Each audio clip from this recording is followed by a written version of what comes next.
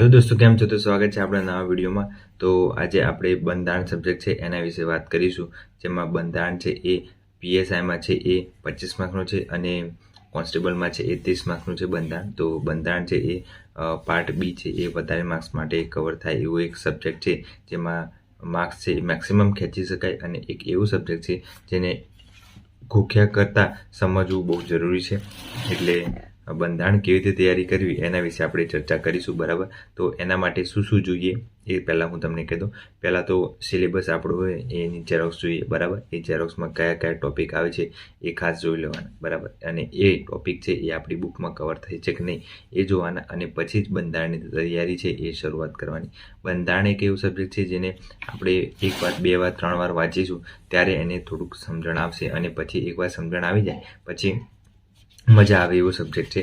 એટલે બંધારણ જોવા જઈએ તો ઓવરઓલ બધું આપણે જોવા જઈએ તો બધું સારું જ હોય છે બંધારણમાં। તો આજે હું તમને બતાવીશ કે બંધારણ કેવી રીતે તૈયાર કરવાનું, બરાબર। એટલે આ વિડીયો જોશો તમે છેક ક્લાસ સુધી તો તમને જરૂરથી ફાયદો પણ થશે, અને તમને એમ લાગશે કે હા, ખરેખર ઉપયોગી વિડીયો છે આ, બરાબર। એટલે ક્લાસ સુધી વિડીયોમાં બન્યા રહેજો, એટલે તમને ખૂબ યુઝફુલ થશે। તો હવે વિડીયો શરૂ કરીએ।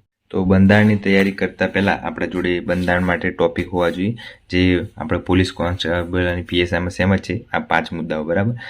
કોન્સ્ટેબલમાં આ નીચેના નથી, ખાલી આટલું જ છે। તો આટલું કરવાનું છે કોન્સ્ટેબલમાં, અને પીએસઆઈમાં તો આખું કરવાનું છે। એટલે કેટલું કરવાનું એ જોઈ લેવાનું, જેમાં રાષ્ટ્રપતિ, પછી માળખું, આમુખ, પછી રાજ્યપાલ, ન્યાયપાલિકા બધું આવે જ છે આમાં। તો એ બધું કરવાનું છે।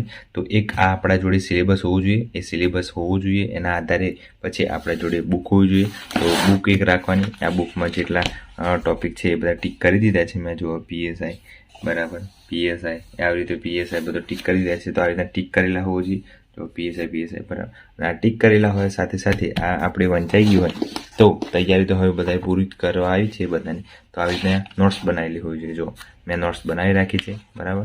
તો આ નોટ્સ હોય તો આમાં શોર્ટકટ ટ્રીક બધું લખેલું હોય, આપણે તો આખી ફરીથી બુક રિવિઝન કરવા ના રહે, આ નોટ્સ હોય આપણે તો ફટાક દઈને થઈ જાય, બરાબર।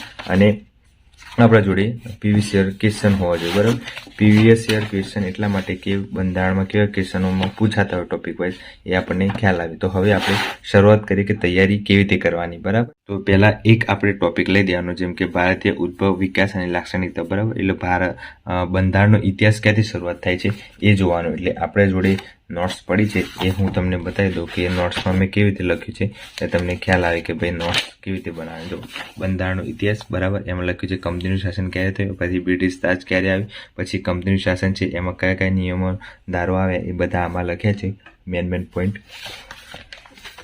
અને એટલું જ વાંચવાનું હોય છે, કંઈ વધારે વાંચવાનું નથી હોતું। આ રીતનું જુઓ, તમે જોઈ શકો છો। તો તમે પણ આવી રીતના મહેનત કરી શકો છો, અને તમે પણ પોતાના નોટ્સ હોય એ રીતે બનાવી અને પછી એને રિવિઝન કરો તો આટલામાં પૂરું થઈ જાય। આ નોટ્સ અડધી પણ નથી, આટલામાં બધું પૂરું થઈ જાય છે, બરાબર। અને મેં એવી રીતના લખ્યું છે કે બધું સારી રીતે યાદ રહે। અને આ નોટ્સ પણ મેં આપણી ટેલિગ્રામ ચેનલ છે એમાં અપલોડ કરી દીધી છે, એટલે તમને પણ આ નોટ્સ જોઈતી હોય તો એ લઈ શકો છો, જોઈન કરી શકો છો અને લઈ શકો છો, યુઝ કરી શકો। તો આ નોટ્સ બનાવી લો એ વાંચવાની, પછી કરવાનું કે આપણે બંધારણની બુક લેવાની, અને બંધારણ બુકમાં કયા કયા ટોપિક કરવાના છે એ જોવાનું। જેમ કે આપણે પહેલું નોટ્સમાંથી જે કર્યું એમાં કંઈ ખૂટી જતું હોય તો જેમાં આ ભારતીય બંધારણનો ઇતિહાસ એ ચાલુ કરવાનું, પછી એ વાંચી લેવાનું।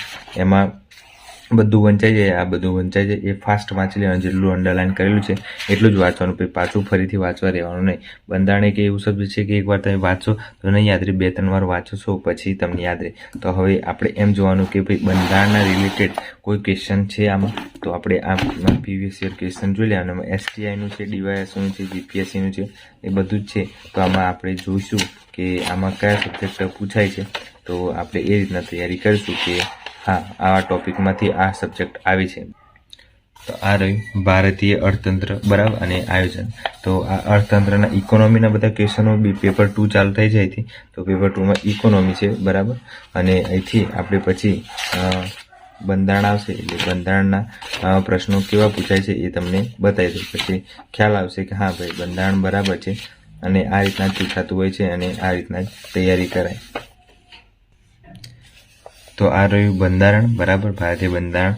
તો બંધારણમાં કેવા પ્રશ્નો પૂછાય છે તો જોઈ શકો છો તમે કે વારંવાર પૂછાતા હોય. જો CAG વિશે પણ પૂછાય છે, સર્વોચ્ચ અદાલત પણ વિશે પૂછાય છે, બરાબર. પછી સંસદ વિશે પૂછાય છે. પછી નીચેનામાંથી રાષ્ટ્રપતિ ખાસ IMP છે. રાષ્ટ્રપતિ બધી એક્ઝામમાં પૂછાતા હોય છે, તો રાષ્ટ્રપતિ વિશે મૂક્યું છે, બરાબર. અને મેં કીધું એવી રીતે તમે જે ટોપિક વાંચો છો એ પ્રમાણે જોઈ લેવાનું કે કયું પૂછે. જો ઉચ્ચ ન્યાયાલય આવી ગયું, બરાબર. પછી વહીવટી ટ્રિબ્યુનલ આવી ગયું, બરાબર. પછી એ રીતના દરેક વસ્તુ પૂછાતી જ હોય છે અને એ આપણે તૈયાર કરવાનું હોય છે કે કયા ટોપિક આપેલા છે એમ. તો આપણે ટોપિક વાઇઝ જ જવાનું અને આ ટોપિક આપ્યા છે એટલું જ કરવાનું છે. જેમાં ઇતિહાસ આપેલું છે એટલે કે ઇતિહાસ કરવાનો છે બંધારણનો, મૂળભૂત અધિકાર કરવાનો છે, ફરજો, રાજનીતિના માર્ગદર્શક સિદ્ધાંત, બંધારણીય જોગવાઈ, બંધારણીય સુધારા અને બંધારણનું અતર્નિત માળખું અને સંઘરાજ્ય. પછી સંસદ કરવાનું છે, વિધાનમંડળ કરવાનું છે, રાષ્ટ્રપતિ, રાજ્યપાલ, કાર્યપાલિકા અને ન્યાયપાલિકા, બરાબર. અને સવાઈ તંત્ર અને કેન્દ્ર રાજ્ય સંબંધો, વૈધાનિક બિનવૈધાનિક સંસ્થાઓ અને પંચાયતી રાજ અને સ્થાનિક સ્વરાજ્યની સંસ્થા. આટલું કરો એટલે ઇનફ છે, બરાબર. કંઈ વધારે કરવાની જરૂર નથી કોન્સ્ટેબલ માટે. પછી PSI માટે તો આખું આ 10 ટોપિક કરવાના જ છે, બરાબર. એ પ્રમાણે એટલે જૂના પેપરો જોઈ લેવાના અને એમાં કેવી રીતના પૂછાયું છે બંધારણ એ આધારે આપણે તૈયારી કરવાની, એટલે વાંધો ના આવે. કેન્દ્ર શાસિત પ્રદેશ અને રાજ્ય વિશે આવી ગયું, બરાબર. એટલે એ રીતના પ્રશ્નો બધા પૂછાતા હોય છે વારંવાર, એટલે ધ્યાન રાખવાનું. પછી આ બુક છે એ પ્રમાણે બુકમાં આખું ટોપિક પૂરું થઈ જાય પછી નોટ્સ વાંચવાની, નોટ્સ વંચાઈ જાય પછી આપણે ટોપિક જોઈ લેવાનું કે હવે કયો ટોપિક વાગે છે. તો મૂળભૂત અધિકાર લેવાનો છે, તો મૂળભૂત અધિકાર લેવાનો. અને પછી મૂળભૂત અધિકારનો આમાં કઈ રીતના ક્વેશ્ચનો પૂછાય છે એ જોતું રહેવાનું. જો એક મૂળભૂત અધિકારનો ક્વેશ્ચન બતાવું તો આ રીતના જો બંધારણ હેતુની એક આર્થિક ન્યાય જોગવાઈ ખાલી જગ્યા છે, તો આ રીતના પ્રશ્નો પૂછાતા હોય. જો મૂળભૂત અધિકારો છે, મૂળભૂત હકો છે, રાજનીતિના માર્ગદર્શક સિદ્ધાંતો છે, તો એમાં જવાબ આવે છે C. તો આમુખ અને રાજનીતિના માર્ગદર્શક સિદ્ધાંતો એ રીતના પ્રશ્નો પૂછાઈ શકે છે. એટલે મૂળભૂત અધિકારો હોય, મૂળભૂત માળખું હોય, એ બધું મિક્સ કરી અને પ્રશ્નો વારંવાર પૂછાતા હોય છે. જો કે તમે આવી રીતે ડિટેલમાં તો એટલું બધું ખાસ નહીં પૂછાય, પણ વિધાન ટાઈપના ક્વેશ્ચનો હોઈ શકે છે. અત્યારનું STIનું તો એ પેપર જોયું હશે કેવું પેપર નીકળ્યું, તો એ રીતના આધારે તૈયારી કરશો તો વાંધો આવશે નહીં. એટલે આ PYQ જોઈ લેવાના, PYQમાં કયા જોઈ લેવાના કહી દઉં તમને, એટલે તમને ખ્યાલ આવે કે પછી તારી GPSની તરફ બેસી જાવ તો ખોટું પડે. પણ મારા ખ્યાલથી STIનું જોઈ લેવાનું. STIનું બે પેપર લેવાય છે 21ના, બરાબર. એ 2 જોઈ લેવાના અને DYSOના 21, 22, 23 અને એ જોઈ લેવાના. એટલે એ 4 પેપર એટલું જોઈ લેશો એટલે તમને વાંધો નહીં આવે. અને PIનું એક પેપર જોઈ લેવાનું 2021નું. એટલે આ 3 પેપર કરી લેશો એટલે વાંધો નહીં આવે, બરાબર. એટલે એમાં મસ્ત વિધાન ટાઈપના બધા ક્વેશ્ચનો હોય એ પૂછાયેલા હોય છે, એટલે એ કરી દેવાના, એટલે એ વાંધો આવે નહીં. અને આ બુક છે એ બુકમાંથી મેં ટોપિક વાઇઝ બધું કર્યું છે એટલે વાંધો આવે એવું નથી. આ બુક છે એમાં મેં બધા ટીક કરી દીધા છે. પંચાયતી રાજ છે એ આમાં મસ્ત રીતે આપેલું છે એટલે બધું સમજાઈ જાય છે. અને બંધારણીય સંસ્થાઓ મેં બધી ટીક કરી દીધી છે. આમાં નીતિ આયોગ છે, બરાબર, કેન્દ્રીય સૂચના આયોગ છે, લોકપાલ લોકાયુક્ત છે, એ બધું આમાં કવર થઈ જાય છે એટલે વાંધો આવે એવું નથી. બાકી ઉપર કરશો તો મેળ નહીં આવે. બંધારણ છે આ વખતે થોડું ડિટેલમાં કરવું પડશે કેમ કે મુદ્દાઓ આપી દીધા છે આપણને, એટલા ટોપિક પ્રમાણે કરવાના છે. એટલે મેન જે મેં કીધું હતું IMP આપેલી છે, ટેલિગ્રામમાં મૂકી દીધી છે, એટલે એ ખાસ કરી દેજો. અને આમાં રાષ્ટ્રપતિ છે ખાસ કરી દેવાનું, ન્યાયપાલિકા ખાસ કરી દેવાની, રાજ્યપાલ ખાસ કરી દેવાનું. પછી બીજું હતું કે વિધાનમંડળ કરી દેવાનું, પછી સંસદ કરી દેવાનું, અને પછી બંધારણીય સુધારા કરી દેવાના, અને મૂળભૂત અધિકારો, આમુખ અને રાજનીતિના માર્ગદર્શક સિદ્ધાંતો આટલું કરી દેશો એટલે વાંધો નહીં આવે. અને પંચાયતી રાજ અને સ્થાનિક સ્વરાજ્યની સંસ્થાઓ એટલું ખાસ કરશો તો એમાંથી વારંવાર ક્વેશ્ચનો પૂછાતા હોય છે. અને હાલના રાષ્ટ્રપતિ કોણ, હાલના ઉપરાષ્ટ્રપતિ કોણ, એ બધું ખાસ કરી દેવાનું એટલે તમને વાંધો નહીં આવે. બાકી તો કંઈ છે નહીં. એવી રીતના તૈયારી કરશો તો વાંધો નહીં. કંઈ બી ડાઉટ હોય તો તમે મને કોમેન્ટ કરજો એટલે હું તમને આન્સર આપીશ.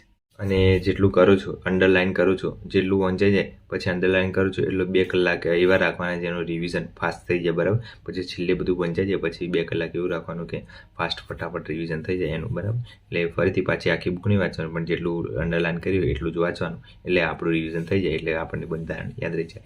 બંધારણ 1, 2, 3 વાર વાંચો પછી ધીરે ધીરે આરામથી યાદ રહી જશે, બરાબર. તો આ રીતનું તૈયારી કરશો તો બંધારણમાં જે 30 માર્ક્સનું બંધારણ છે કોન્સ્ટેબલમાં, એ આરામથી તમારે 25 જેવા માર્ક્સ તો કવર થઈ જશે. 25 ને તો 20 તો મેક્સિમમ આવી જશે, અને પીએસઆઈમાં પણ કામ લાગશે. એટલે પીએસઆઈમાં 25 માર્કનું છે અને કોન્સ્ટેબલમાં 30 માર્કનું છે, એટલે ધ્યાનથી વાંચવાનું, એટલે વાંધો આવે નહીં. બરાબર. તો આઈ હોપ સો તમને વિડીયો ગમ્યો હશે અને આ રીતના મહેનત કરતા રહ્યો. દરેક સબ્જેક્ટનો કંઈ બી પ્રોબ્લેમ હોય, કોઈ બી સબ્જેક્ટનું આ પ્રોબ્લેમ છે આ સબ્જેક્ટમાં, એના રિલેટેડ વિડીયો બનાવો તો કોમેન્ટ કરજો, તો હું એના રિલેટેડ વિડીયો બનાવીશ. તમારે કોઈ બી સબ્જેક્ટનો પ્રોબ્લેમ હોય તો. બરાબર. તો કોમેન્ટ કરજો ખાસ જરૂર હોય એ, અને હું તમને મદદ કરવા બેઠો છું અને મદદ કરીશ. કોઈ બી સબ્જેક્ટનો ડાઉટ હોય તો કોમેન્ટ કરી દેજો. બરાબર. તો આજ માટે આટલું રાખીએ, અને ચેનલ પર નવા તો સબસ્ક્રાઈબ કરી દેજો, વિડીયો શેર કરી દેજો. મળીએ નવા વિડીયોમાં. જય હિન્દ, જય ભારત.